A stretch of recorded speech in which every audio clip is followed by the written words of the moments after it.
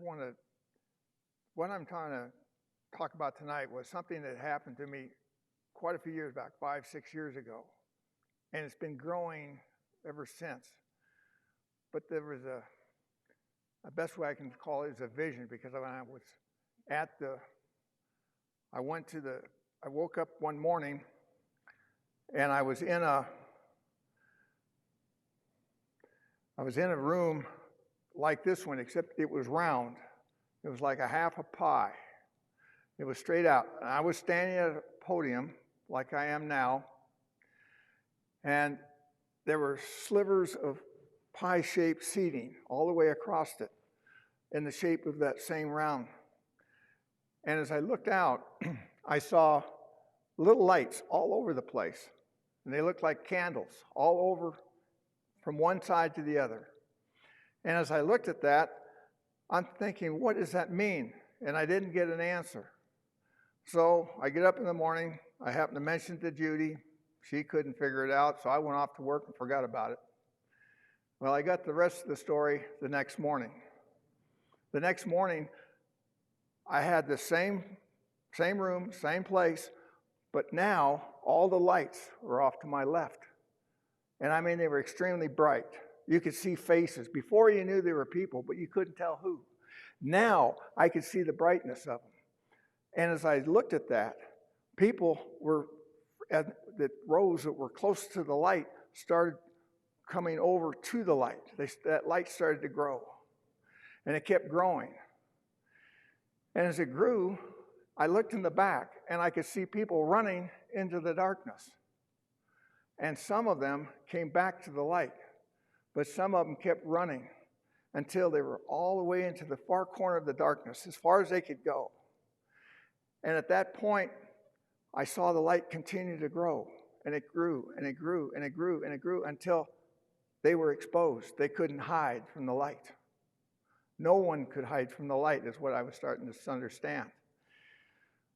And then, I don't know at what period of time, another vision started, and it started with me thinking about walking across water. I thought, Jesus did it, so why couldn't I?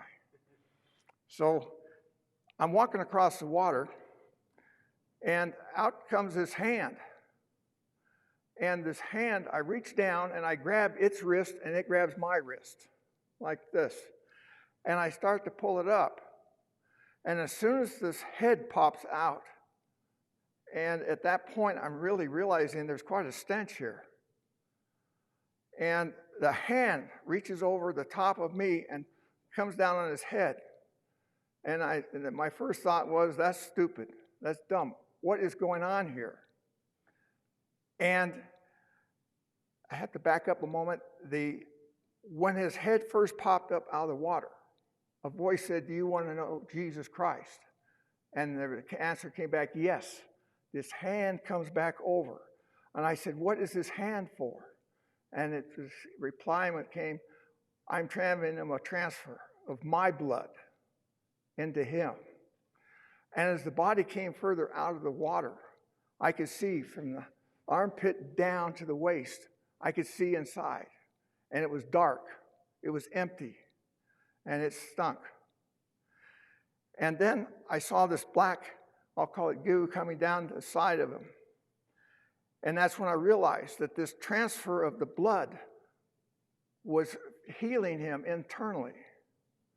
But the waste was coming out. And that wound would not heal until there was a full transfusion of his blood, of Jesus. And that's when I started realizing that was Jesus that was doing this talking. And then I thought, well, better words, it was a swamp. And I started realizing that this was a filthy place. And I started to ask, how do you clean this up? And then I turned around, and as I looked behind me, I see this wall, and the best description I can call it like the Vietnam Wall, but it was God's Word. And there were people with buckets climbing up the backside of this wall and dumping this sludge over the top. And as it came down, the water was pure that came off of that. And as I was watching that, I thought, well, I said, now the word's getting obscured. I couldn't see it because of all the sludge that was collecting on it. And a hand comes across, cleaning it off. And it was spotless. Then I could see again. And then I looked even further. And there were people ankle deep, knee deep, waist deep, and up to their neck in this sludge, the swamp. And I started realizing that they were kind of a halfway commitment. They didn't really see what Christ had done for them. And then as this time went on, there was other things that happened, but I'm trying to keep the story fairly short. But as this water was running into this clear water, this clean water now, was running back into what I'm calling the swamp, but I was told they won't mix. That water and the swamp water will not mix. And I said, well, how did this water get dirty? And they said, you're the one that messed it up, not just pointing to me alone, but all of us made a mess out of it. So I'm looking at that, and I'm thinking, wow. Now, as I said, well, what good is that water down in this clean water down in the bottom of the swamp? Because it was going down to the bottom. And he says, that's the truth. And I thought, that's the truth. Okay, that makes good sense. Then I said, well, how does the people know when that hand, how did they know I was there to put their hand up? And he sat there and said, because of the light. You were a light. And they saw the light. They saw the truth and couldn't face the truth. So they came to the light, seeking help. And you gave him help. And then at that point, I'm realizing, wow, what a lot of going on. And then this came later on, years later, that I started seeing the two of these visions come together, where the light on this one reflected to the light of what was happening. And then I find out that what I was being shown is exactly what I had done. I was the one reaching up out of the swamp for help. And somebody of light grabbed my hand and helped me up and got me out of it. And that's when I really realized that I felt that the Lord was showing me that I need to tell the story. Now it goes on in so many different directions. I think I've got a few more minutes. I'm going to talk about, there was many other things that happened in that swamp, but one of them was, now that I've become a Christian, which I didn't really know I was a Christian, I'm just said, Jesus, I need your help. And he came into my life, but I still not understanding exactly what he's done. So now, here comes along the devil. And he says, hey, I'm your friend. I love you. I'll take care of you. Just listen to me. And I'm starting to listen to him. And he's starting to make a lot of sense in one way, because here I was living in the swamp, and he's talking about how good the swamp is. And I got used to it. I wanted to stay in the swamp, because that was my life. And then as the light started to shine on me more, I was asked to come over and get a bucket, like other people had buckets that I talked about when they were climbing up the side. As I saw those buckets, and I get them up there, and I believe it was Jesus sat there and said, that bucket's yours over here. And it was a little thimble size, a little bitty thing. And I thought, well, that's rotten. I said, they got some nice big ones over here. But no, I got to okay, I'll take that. And it had Jesus written on it. So I take my little bucket, and I'm proud of my little bucket, and I take off. And as I'm getting back, the devil's now enticing me to build a house. So he says, yeah, you want to build it right here on this sand? I said, okay, that sounds good. And so I'm building this house, and I'm looking at it, and I said, this looks awful rickety. But I said, well, it's mine. It's my little house. Okay.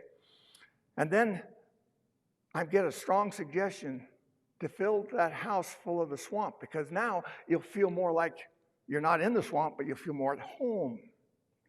So I've taken my little thimble and trying to fill the house full of the sludge, the swamp. And as I'm doing this, I'm starting to realize that something's not working. And so I call up my neighbor. I see this light a little ways away from me, bright light. I said, hey, I need some help. He comes over to the house, and I said, yeah, I need some help. And he said, okay, I'll help you. And he kicks a hole in my house. And I thought, well, that's not helping me. I'm losing my swamp water. And then I'm looking at this, and I'm thinking, well, that he hates me. Look at what he did to my house.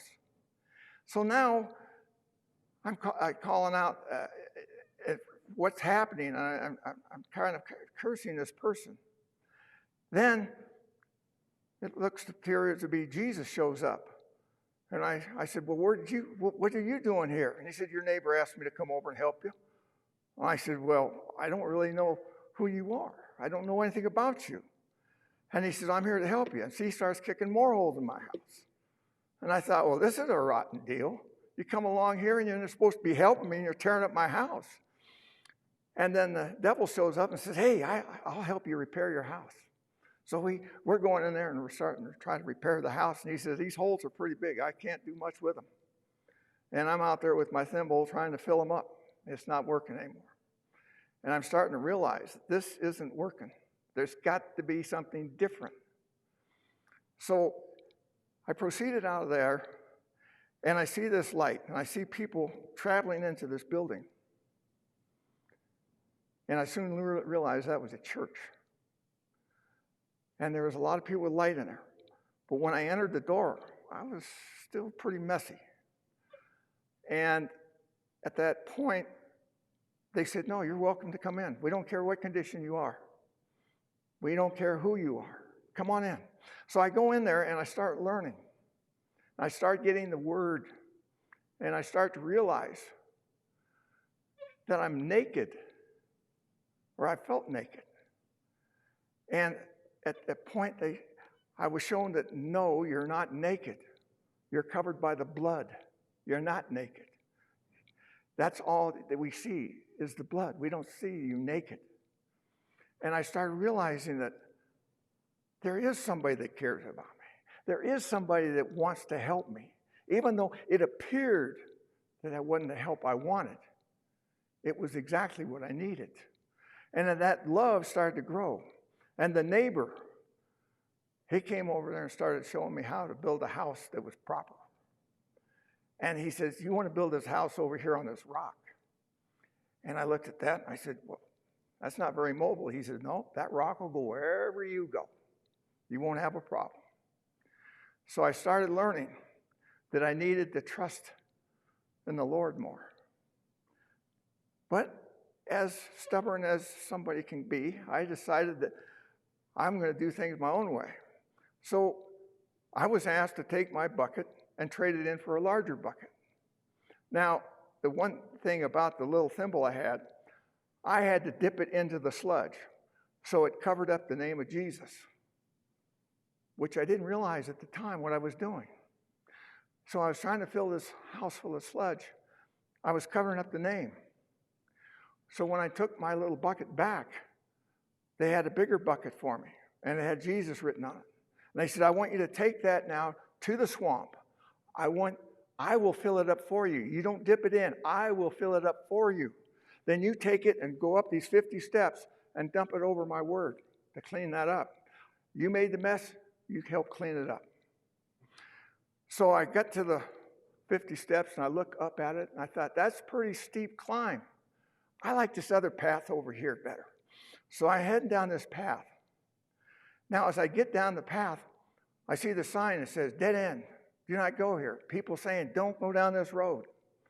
Well, now, this road looks nice. I'm going to go down it. So I'm heading down the road, and all of a sudden,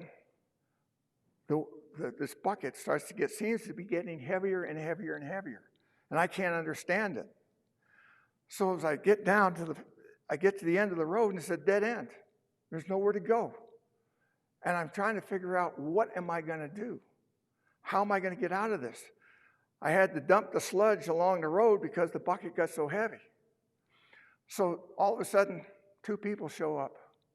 I don't know where they came from. But they came out of nowhere, and they said, hey, we're here to help you get out of this mess you're in.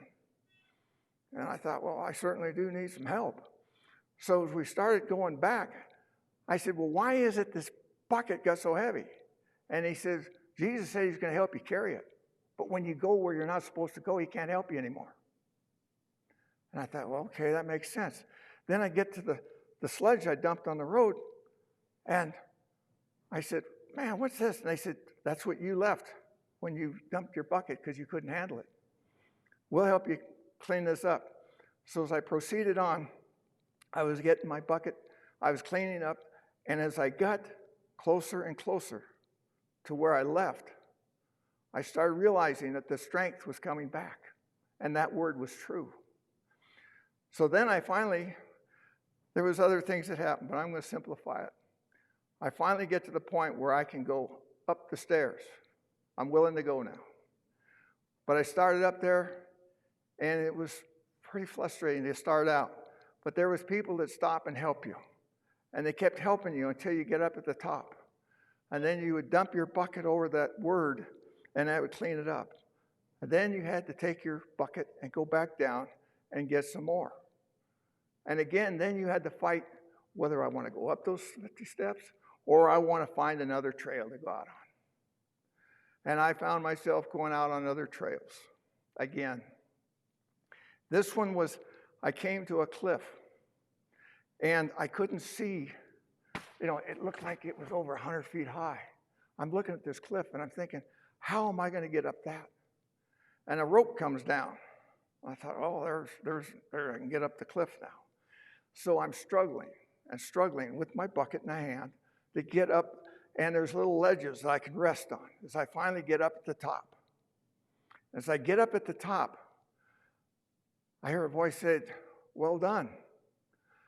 And then I look down, and then he says there, the voice says, I'm thinking I'm over 100 feet up, and he says, you're not even 10 feet. And I look over, and I'm not even 10 feet. I said, well, why did it look so hard? Because you're trying to do it yourself. And at that point, I started to wake up to the fact of what was really going on in my life, and I had to get back on the right trail.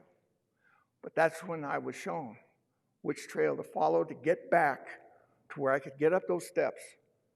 But I didn't have to load the bucket, and the buckets became easier and easier and easier as they got bigger and bigger and bigger to carry. And I started realizing how much God was loving me and didn't even know it at the time. And that's the basics of what happened. And I hope I kept it short enough. Thank you.